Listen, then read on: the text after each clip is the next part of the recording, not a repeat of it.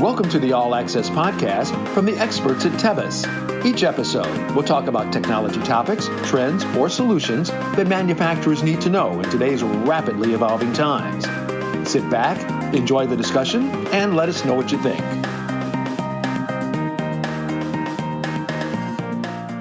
Hello, my friends, and welcome again to the All Access Podcast. I am your host, Michael Thiessen, and we are happy that you're listening in.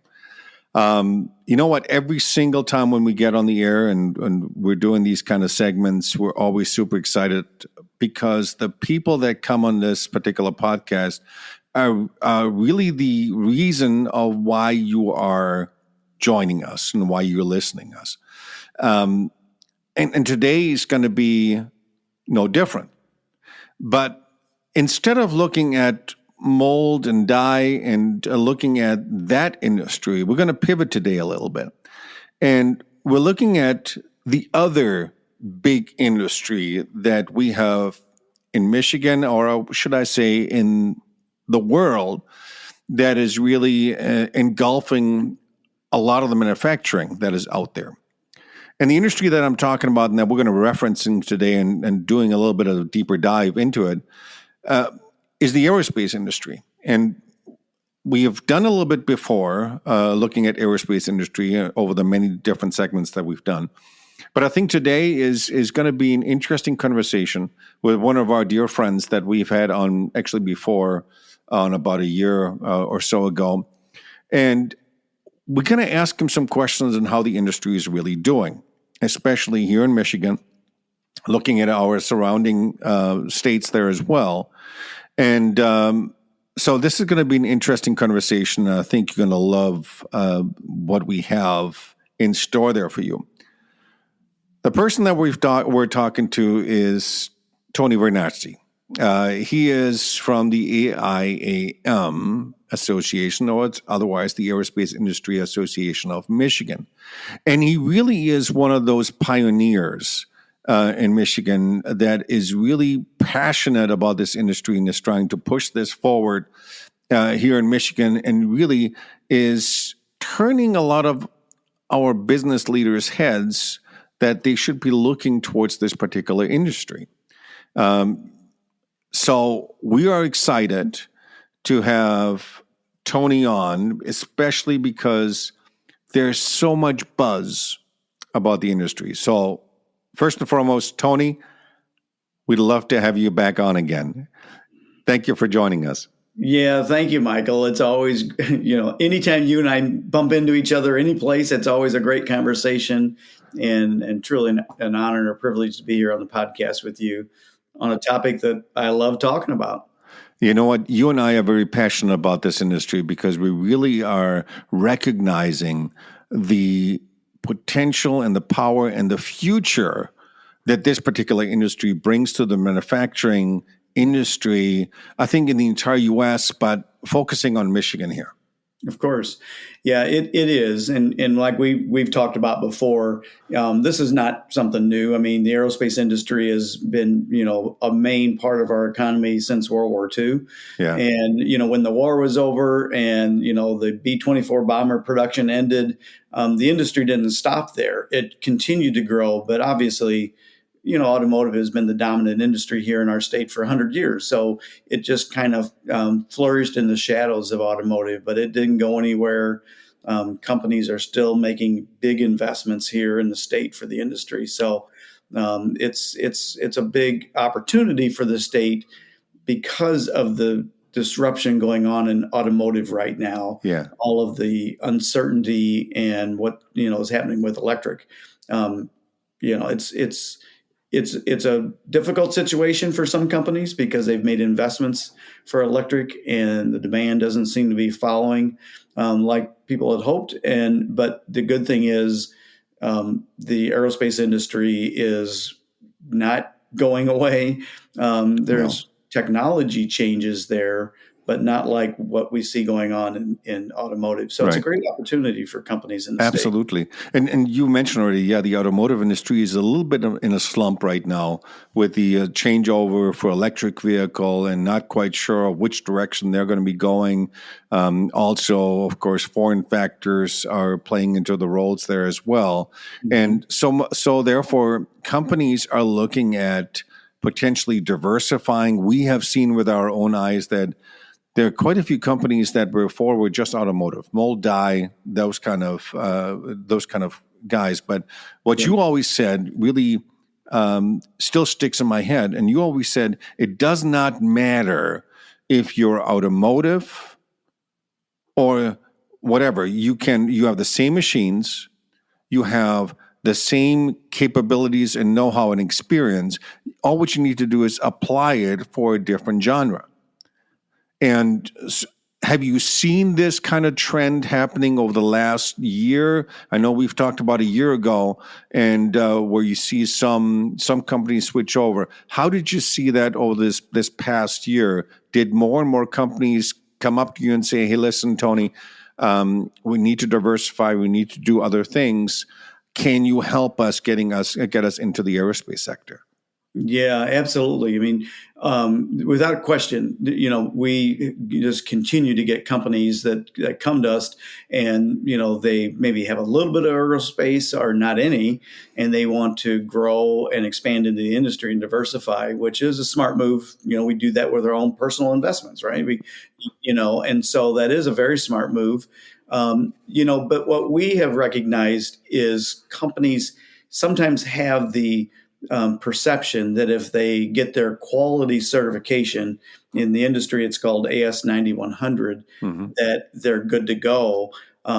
That's good to have, but that's far from everything you need to be in the industry. So we have recognized that as a need, and through our foundation, the AIAM Foundation, we're working on developing a supplier development program specifically to help companies understand what it takes to be a supplier in the industry. And then, they have to evaluate if that's a road they want to go down or not.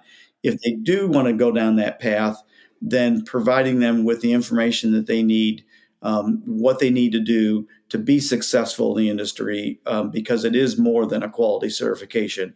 Yeah. While that's important, there's a whole lot more to it. There's a lot of documentation, or there's a change of mindset for a lot of these manufacturers that they have to do in order to work with the aero or the space environment. Also, the defense side is also a whole different in addition to this. But I've seen companies that have done the research, they've done the changeover, and yes, there's a cost associated with all of this, but they're looking at this and saying, you know what, the future is at stake for many of these companies. And they're saying, you know what, there's thousands of parts that need to be produced. And if I go and in my mind back to the AeroOne conference that you guys have hosted, which is absolutely phenomenal. And any of the listeners that are out there, if you have not looked into the AeroOne, you guys got to look into it. But if I go back to that particular moment again, there were a lot of large OEMs, the Boeings, the Airbus people, the Liebherr that were there that are saying, listen, we need suppliers. Mm-hmm. And because they recognize that there are more and more programs coming and they need manufacturers. And that's awesome. Yeah, you're absolutely right. I mean, this is for the first time in decades, it's not demand, it's supply is the challenge. The demand's there. The backlog for Boeing right now is around 8,600 aircraft. The backlog for Airbus is probably the mid 6,000 to 7,000 area. And to put that in perspective, Airbus on a pre-pandemic year, their production is about 800 aircraft, and that's the same for Boeing. So you look at that and you'd say, that's not months of a backlog, that's years of a backlog. Mm-hmm. Some of the models, a customer airline will put down their deposit and they'll say thank you very much, and you can schedule your delivery in 6 years. That's when we'll have your aircraft ready. So supply and talent, is the Achilles heel, the challenge for, and that's not specific to aerospace. That's everybody's challenge right now. But this is demand like the industry has never seen. It's unprecedented. It's not a flash in the pan. It's going to be here for decades. Mm-hmm. Especially when you look at the aftermarket. Aircraft is built. Oh, yes. It stays in service for 30 to 40 years. So, the aftermarket side is huge for for this industry. Oh, when we attend the MRO Americas conference, it is absolutely mind-boggling when we go to these conferences how huge the MRO is, the machine repair and overhaul sector. And there's such a buzz about this. It's phenomenal. The other thing that I wanted to point out, too, which also, for whatever reason, I'm going back in my memory, and I remember, don't ask me what I ate yesterday for lunch, but when there's things that are important to our industry and to the things that matter most to us, I remember those. And one of the things that one of the speakers mentioned, that one of the attractiveness of dealing with the aerospace industries, especially the OEM suppliers, is the pay schedule. Mm-hmm. Of how they're getting paid when all of this. And it seems to be that they're very, very interested in making sure that the suppliers are taken care of and getting paid in a decent amount of time. And I think that could be some of the attractiveness, too, for some of these companies that are currently stuck in a very long time cycle with the automotive suppliers. Mm-hmm. To potentially say, you know what, maybe I'll look into that aerospace unit and see what I can do there. Do you see the same thing? Well, it's not across the board, but there certainly are areas of that's absolutely true. If you're doing work with the Department of Defense, their payment terms are 30 days. And if they know that you're a small business, they can pay you in 15 days. So, which is unheard of in any industry right now. As far as commercial aircraft, it's a little bit split. You heard, Joe Markeski from Airbus speak about they're paying attention to this, and their payment terms are definitely evolving and improving significantly because they see this as important. Boeing's got a lot of things going on right now. That's all you got to do is turn on the news. But one of their challenges is their payment terms. It's going to break suppliers if they don't change something. Kevin Michaels, who's part of our organization, I've heard him speak with Boeing sitting in the audience saying, you have to change this. So I think Boeing will get to it. They've got a lot going on, new CEO. There's a change in leadership there. Yeah, but the industry is definitely evolving with that, and Airbus seems to be one of the first large commercial aircraft companies that gets it and is doing something about it. You were mentioning just something now with this entire Boeing debacle that has been going on for the entire year now almost. How are they digging out? What kind of changes are they seeing, and what would that mean for the manufacturers down the road? I know we have been battling strikes and all that kind of stuff over the last year. What kind of signs are we seeing? Is there a positive swing and is Boeing digging themselves out of it, or what do you see? Well, it's a pretty deep hole, and I think it's too soon to say. But there's a lot of optimism, with their new CEO. Clearly, the union, the customers, they all see, this could be a breath of fresh air that they need. I mean, it's a culture shift. You go back to, the 07, 08 meltdown when the automotive companies were in trouble.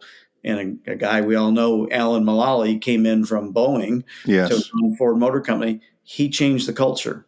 And Ford, their evolution out of the cycle was probably far better than some of the others.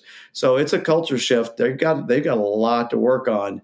But the demand is there. I mean, if there's any, to me, if there's any shining star out of any of this, if they can get things together, the demand's there. They're not dealing with an industry that's tanking. Right. The demand's there. The suppliers want to work for them. They got to stabilize their contract and get the workforce, situation taken care of. They clearly recognize the quality issues, the concerns that have been had. Unfortunately, sometimes you hear things in the news and it says, a wheel fell off a Boeing aircraft. That's not necessarily a Boeing issue. That's a maintenance issue. Correct. They're not saying, that's an aircraft that's been in service for 10 years. So, but unfortunately, these things attach themselves to Boeing. Oh, yeah. I mean, Boeing has a lot of good airplanes. They have been decades in the industry and are really one of the leaders over here in the U.S. as one of the main, I should say, OEM in the aerospace industry, and have really shaped the aerospace industry over here in the U.S. Absolutely. And it's not just commercial. I mean, Boeing has got a lot going on in the defense area, space, so, I mean, Boeing it's a wonderful company. They've got themselves in a situation. It's going to take them some time to dig out. But I think it will. I mean, that's just my personal opinion. Some other analysts might have different views on it, but I think they will. It's just going to take time. They have a lot of smart individuals in there and a lot of talented individuals that I have no doubt that they're going to be just fine. Yeah. I just came back from a 2-week trip in California. And of course, California, there's a lot of aerospace work in there. There's a lot of aerospace production. And almost every shop that I walked in that had aerospace, they were full to the brim with work and forecasts that it's not anything that they've ever seen before. So there's a lot of stuff going on in this. Do you see this here in Michigan too, with a lot of the aerospace companies that are here that they're extremely busy? Oh, absolutely. There's no question about it. Because I mean, what starts at Boeing and Airbus and Lockheed Martin with the F-35 program, that flows down. I mean, Michigan is the supply base. We are the engineering, tooling, supply base for the industry. Mm-hmm. And so that all flows down, and there's no question about it. The companies, you can just look around. I mean, here in Auburn Hills, Visioneering, just put on 100 or 150,000 square foot addition to the already, massive building they have here in Auburn Hills. I mean, so the growth is absolutely there. There's, things that affected or, Boeing's issues. It just delays, they need to get the production rates up on programs like 737, right. And a lot of companies are waiting for that to happen. It's not that production isn't there. It's just the volumes are not matching where the forecast is because they got to work through these challenges. I mean, you mentioned Visioneering, a very awesome company to deal with. We're dealing with them as well, and they're of course they're always looking at the future, and that's exactly why they've expanded and doing more and more. Legacy, of course, is another big client where they're dealing a lot in the aerospace industry there as well. But even some of the smaller individuals, I just read just recently an article, especially about the how in Michigan some of these smaller companies are switching over to the aerospace industry. One of them is Barron Industries, that they've really expanded and are looking into the future of aerospace as well as defense and doing more and more of that type of work. Yeah. I mean, Barron Industries is obviously, one of our members and one of our friends, and we know the family, we know that company very well, and they've got so much going on. Great company to work for. They treat their employees right, and they're getting ready to take on an expansion themselves. And it's a very, niche market that they're in, and they were at the conference. And then, they had very extended conversations with Airbus and Lockheed Martin at the conference. So, and there's examples like that all over the state, but that's one right here in Oakland County. I mean, I've talked to Bruce Barron many a times in the previous AeroOne conference, as well as this last conference that we met up, and he also spoke during the conference as well. And he really took a leap of faith and saying, you know what, this is the industry that we want to be more active, and that's why we're expanding and doubling. And I think kudos to him. I think it's the right decision, and it's the right time to do these kind of things. Yeah, no, he's clearly reading the tea leaves the way a lot of other people see it, and they're taking smart moves. You know, the industry, like I said, it's not a demand issue; it's a supply issue, and so he's seeing this as the timing's everything. So they're making investment and putting things in place. So when the demand, is ramping up, because the demand's there, it just can't ramp up right now, and so they're going to be ready, and so they're very smart with what they're doing. Yeah.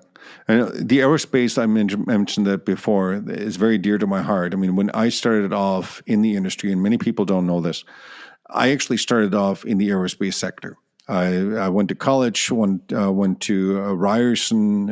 At that time, it was Polytechnical Institute in Toronto because that's where I lived. And went to Ryerson, went to my first year of aerospace engineering because that's what I wanted to do. And at that time, that was back in, oh gosh, I'm dating myself now, back in the early 2000s, 1990, and end of 1990, McDonnell Douglas up in Canada went downhill for them at that point. And then the aerospace industry almost came to a halt at that point. Yeah. This was right at the time in late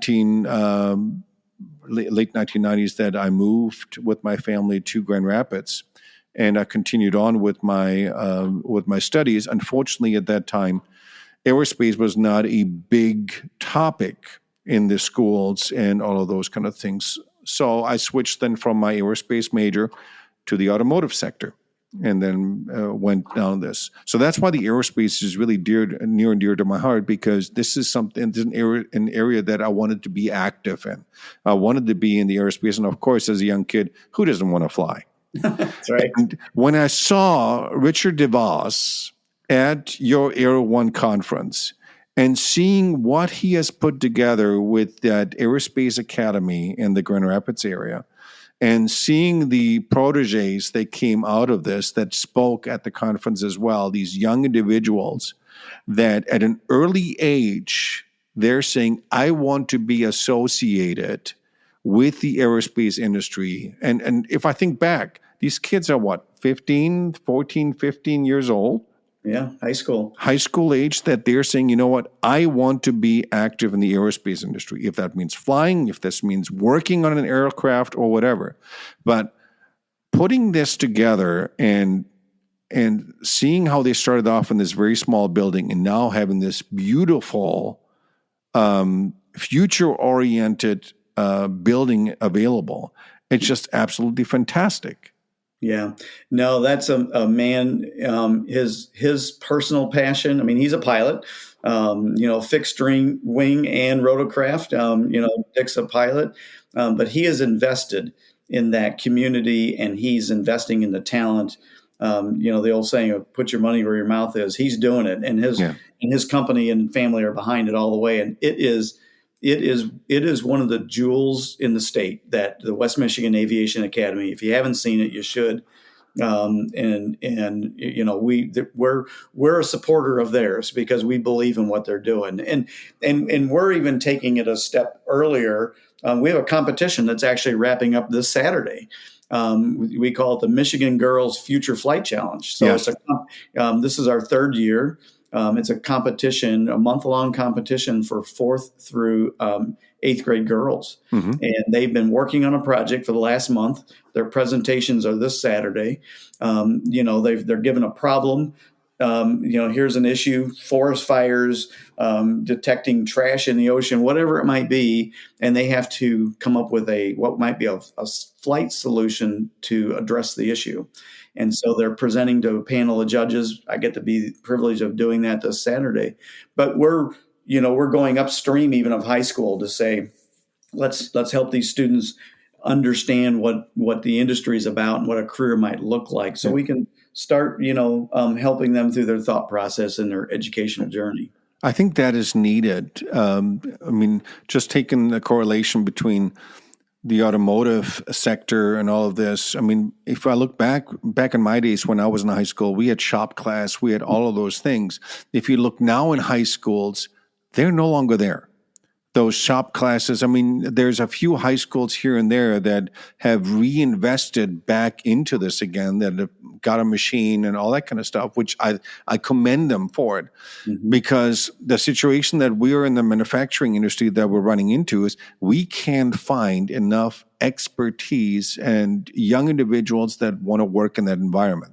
And what Dick DeVos is doing with the aerospace industry and what you're doing with the young girls in the aerospace industry is kind of preparing them for and letting them see the passion and the what the future could bring if they are active in that particular environment. I commend you for doing this, as well as to Dick DeVos of kind of fueling or providing fuel for the future.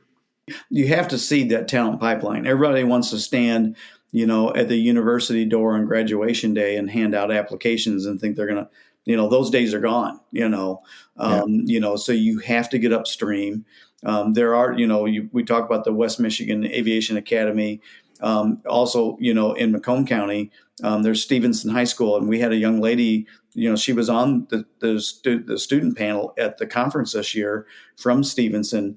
And they do have a skilled trades advanced manufacturing program that is stellar. And companies are hiring kids out of that high school to come to work for them. So there's examples of it. There's not enough of it. But those are two great examples on opposite sides of the state.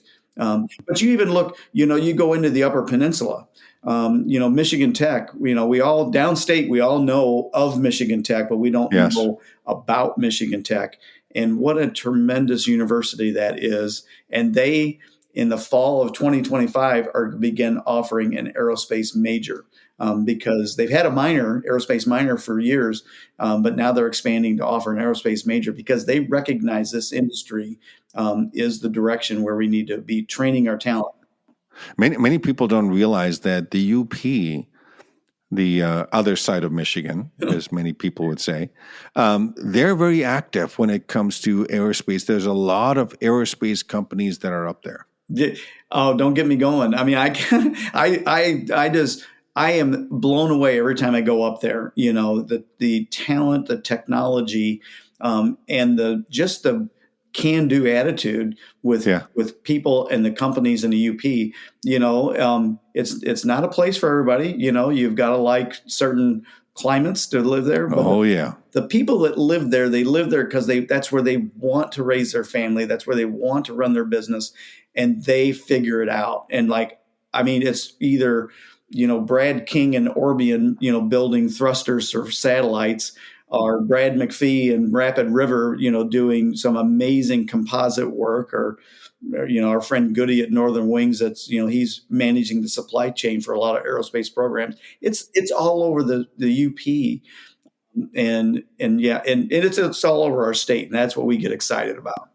Yeah, I know a lot of good friends that have folded up their tent over here in southern Michigan and have decided to move up to the UP. Yeah, and it's a absolutely stunning country, part of the country. If any of you listeners, you've never been up to the UP, go there. Not during black fly season, but go there during the normal season. It is spectacular. Yeah, my son and my father-in-law went to the Green Bay Packer Detroit Lion game last Sunday, and I told my son, I said, you ought to. Going there or coming home, you should come back to the UP. He came back to the UP and he says, "Oh my gosh, Dad, I can see why you love that place." It's yes. Yeah, it's not just pretty landscape. The people there and the companies there are truly incredible. Yeah, absolutely. Let me pivot quickly. Next year, March 12th, 2025 is an important day. This is where you have the AIAM Technology Expo. Yeah. Tell me a little bit about that. Yeah. So, like at the conference this year, Boeing came, Airbus came, and they were very explicit. They wanted us to set up a forum for them to be able to meet one-on-one with companies and talk to suppliers. This event that we're going to have, it's going to be at Macomb Community College at their Sports and Expo Center, same place where MDEX takes place every year. But this is really to try to put a focus on the technology of the industry. A lot of times purchasing, supply chain, they want to meet companies.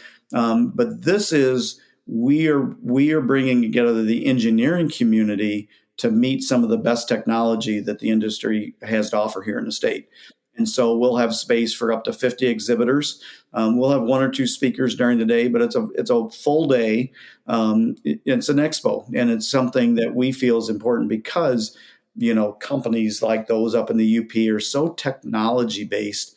And that's what drives the industry, that we thought it was important to set aside an event, build it around technology. And so there have been opportunities for companies to have a demo area if they want to do have demonstrations of their technology, or they want to have a traditional, pipe and drape booth and have companies come through and meet them. Right.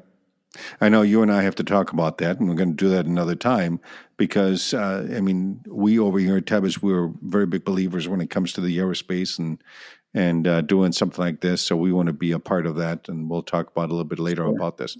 Yeah. The other thing that really was interesting to me, you had a speaker at the AeroOne also on there, a very well-known individual, at least in Michigan. He was, and he still is. But he went from a governmental job to a job that looks at the cybersecurity. And that's, of course, something that is very important in our area right now because we've heard of so many companies getting hacked and all that kind of stuff. And there's a lot of that kind of stuff going on in the industry. If you don't know who I'm talking about, Rick Snyder, the former governor of Michigan, is very active when it comes to that particular area of expertise. What do you see a lot of in the cybersecurity area with the aerospace community, and how do those things work together? Yeah, thanks for mentioning that. And Rick, he's a self-proclaimed, he will tell you he's a nerd. He loves this kind of stuff, but kudos to him, after his public life, stepped into this because it is critical. It's if we're living, running our businesses thinking, oh, we're too small, we don't have to worry about anybody trying to hack us, you're being naive. And it's there. And Rick will tell you the smaller companies are probably the bigger targets because these hackers are very sophisticated and they know those companies are probably the most vulnerable. But it is important for the industry because the DoD, it's called the CMMC, Cybersecurity Maturity Model Certification. There is a DoD requirement coming that they keep monkeying with the date a little bit, but 2025, 26, where that requirement is going to be hard clad and it's going to be absolute. It's not a matter of, oh, I'm not doing business with the DoD. Well, guess what? If you're supplying parts to Eaton, who is doing business with the DoD, Eaton's suppliers, the suppliers, it goes right down the line. So nobody's going to be immune to this. And then you can say, okay, I won't get into the DoD world. Again, you're being naive because your company is vulnerable. And this is so important that we had a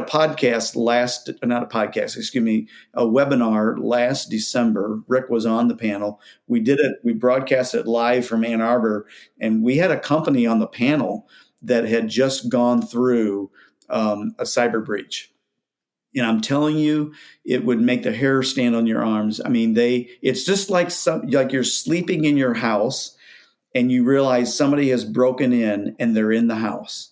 And the way you describe this, even just telling you right now makes my hair stand up. What couple I have, but it is unbelievable. And it's like, why would I not want to protect my business, my customers, my investment? So whether you're doing DoD work or not, you have to pay attention to this.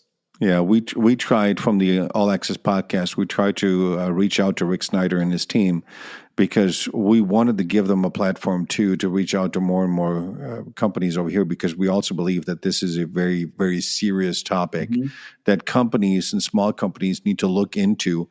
And if you think you're immune to it, think again, because this can happen to you today. Yeah. I mean, they got a great company, Sensei. Sensei is the business, Yes. And they, he put together a great team, and they're truly subject matter experts, and they want to come in and just help you. They'll do an assessment. Right. You might say, oh yeah, there's a catch. It's a free assessment. They're going to tell me I'm in deep trouble. You need us. They might, but it's a score. And it at least gives you an idea, and there's no charge. I mean, let them come in. What have you got to lose? Other than let them come in and assess your business. You decide for yourself if you think that they're just trying to sell you something. I know him well enough to tell you he's not. He really wants what's best for you. Yeah. Well, maybe if Rick listens to this podcast or whatever, come on over. We'll make an episode out of this. Yeah. Now, let me ask you this. Companies that want to switch over from the automotive, how can they get in contact with you and ask questions? Or what are my next steps? What do I need to do if I'm interested in the aerospace industry? Yeah, I mean, we'd love to talk to them, because, we're here to help the business community in Michigan. I mean, we obviously are a member-based organization. We tell companies we're not trying, right now our database, we show there's almost 1,000 companies in the state of Michigan that are impacting the industry in various levels. We're not trying to get 1,000 members. That's not our target. We want companies to become part of this. I want it to be good for them, but they need to be good for the organization. And what I mean by that is, what you bring to the party. Tebis is a great example. That is something that was of value to the industry, and we truly want you to be part of that. But the greatest thing you can do, and you don't have to be a member, come to one of the events. Come to AeroOne. We've got a luncheon next week at Array of Engineers in Grand Rapids. Come to that. We welcome members and non-members to these events, and just listen in. Have some conversations, meet some people, ask some questions. You have to really understand what you're signing up for if you're going to get in the industry. And it's, it's not a walk in the park. It's not easy. But the rewards are great. And like I said before, it's going to last and serve your families of your employees for decades. So absolutely, just come to an event, if nothing. Oh yeah. I mean, we're going to see you at the luncheon at the engineers in Grand Rapids there. Yeah. So we'll be there as well. Now, I always have this issue, Tony, and I'll be totally honest here with you. Every single time when we talk to individuals like you on this podcast, and I want to look into the future and I take my crystal ball out, I always run out of batteries. So therefore, I always have to ask my dear friends that are joining me on these podcasts, if you look in your crystal ball that you have, and hopefully the batteries are working, what do you see for 2025 and beyond for aerospace manufacturing here in Michigan? What do you see? Yeah, I see, really one of the biggest things, like we talked before, it's not a matter of demand. The demand's there. So now they need suppliers. So I would say this is the time, this is, one of our board members from Eaton said, and he had been with Eaton for decades, that just recently retired. And he said, this is one of the first times he can remember where they're actually looking for suppliers instead of trying to downsize their suppliers. So companies are looking for suppliers, but that's one thing. But the other thing that's driving that, what's limiting the supply base, is talent. That is, we have to continue investing in that. And we're trying to do that as an organization. And you can always feel like that's somebody else's job. I'll just post on Indeed or, monster.com and I'll get somebody. If we don't invest in this talent pipeline, it's going to be everyone's issue. Absolutely. And so we would love to have people come along, companies, individuals come alongside of us, support the work of our foundation, because we are targeting, students in underserved and rural communities that we want to introduce them to the opportunities in the industry. So that I think the talent programs and supplier development opportunities are going to be really essential in 2025. Yeah, absolutely. I heard through the grapevine, I know Tebbis is always very active when it comes to conferences and all that, that in the past years, there's a West Tech show in California as well as the AeroDef is happening at the same time. This year, or next year, 2025, AeroDef will actually be in Detroit. So it's not going to be in California, and it's one of the first times it actually is in Detroit. Is it because of the shift of some of the, or not shift, the interest in the aerospace market here in the Michigan area that this AeroDef has moved up here, or what do you see? Yeah, and they've reached out to us as well to be, part of that next year, and so we're having conversations along that line. That's a great question that I don't know the direct answer to. My opinion is they obviously recognize how big this industry is and the growth opportunities, and they realize the synergy between aerospace and automotive is so strong that's why states in the Midwest like Michigan and Ohio are essential for the future of this industry. So that's my honest belief is they see that synergy between aerospace and automotive that makes it such a prime place. It's where the solution is for the industry. Yeah. I think you're right on. Right on. Yeah. Tony, I could talk to you for hours on the topic of aerospace, and it clearly shows that you have a passion towards that industry. What final thoughts from your side or advice can you give to some of our listeners that are just out there and are listening into this? What is there for you to give on to those companies that are listening? Yeah, there's great channels that you can dial into to get information. Aviation Week is a tremendous organization. They were at the conference this year. They are a wealth of data and knowledge and information. I would urge you to subscribe to Aviation Week. A lot of our, Richard Abalafia, who you saw at the conference, Kevin Michaels, Mike Stengel, all that. Those teams are regular writers and speakers, with Aviation. Aviation Week is probably 1 million subscribers around the world. So it's not some local, publication. They're worldwide, truly experts. I would urge you to, sign up for that, get their emails, sign up for their version of their publication, listen in on this. And then, like I said, go to some events. Even if you don't come to any of our events, you mentioned, MRO Americas. That's an Aviation Week, conference, and it's a great show. Very economical to attend. But go to those. You can run all over the map going to conferences, which we take a lot of pride in making sure that the conference you come to with us annually, we change it up. We keep it relevant and fresh. But I would urge you to just dial into some information. Feel free to reach out to us. Our website, AIAMnow.com, and look at our event calendar, come to an event. If you need to plug into the community, you can try to do it one-off by yourself, call a company, make a cold call. And sometimes that works, but that's a really long road.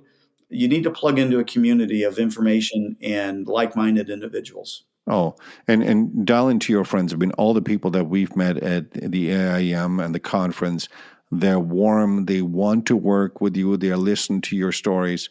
And it's been a phenomenal community. And it's great to be part of it and seeing the aerospace industry grow. That's good to hear. Thank you. So, Tony, I thank you for being on this podcast. And I guarantee you we'll have you on again soon. So you can't run away. I can guarantee you this. Love talking about it, and thanks for the opportunity to be with you. Awesome. Well, my friends, you heard it here. The aerospace industry here in Michigan and around the world is growing.